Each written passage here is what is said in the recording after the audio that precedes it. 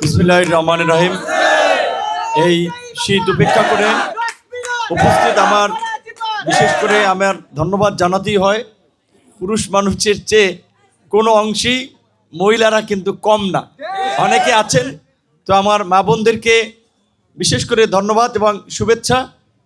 আমাদের বিশেষ করে মুরব্বীরা যারা শীতের মধ্যে এখানে বসে আছেন, অপেক্ষা করছেন, আমাদের তরুণ যুবক ভাইয়েরা, সবাইকে সালাম, আসসালামু আলাইকুম। আজকে আপনাদের এখানে উপস্থিত হয়েছি। এরপরে আমাদের আরও 2-3টি পথসভা আছে। গতকালকে যদি আপনারা লক্ষ্য করেন, আমি নিজেই খুব অবাক হয়েছি এবং চিন্তায় পড়ে গেছি যে এই মানুষের ভালোবাসা, এই মানুষের আবেগের দাম আমি কি দিয়ে দেব। কারণ আমি গতকালকে চরবোরহানে গিয়েছিলাম, মোস্তফা ভাই সহ এখানে ছিলেন বিএনপি গণ অধিকার পরিষদের নেতৃবৃন্দ। আমরা সাড়ে এগারোটা থেকে 11:30টায় চরবোরহান থেকে রওনা দিয়ে আমরা চর কাজল ওই ভুয়ার সুলিশ চরশিবাতে গিয়ে পৌঁছেছি। সেখানে দেখি শত শত লোকজন অপেক্ষা করছে।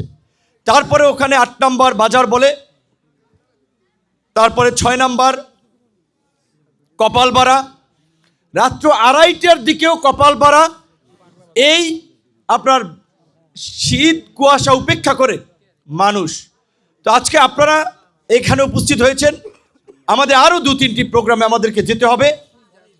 আমাদেরকে খুব তাড়াহুড়ো করতে হচ্ছে, কারণ নির্বাচন কমিশনের বেঁধে দেওয়া সময় অনুযায়ী আগামী 10 তারিখ প্রচারণার শেষ সময়।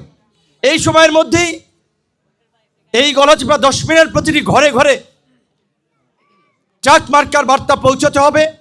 মানুষকে বোঝাতে হবে কেন তারা ট্রাকে ভোট দেবে, মানুষের কাছে যেতে হবে।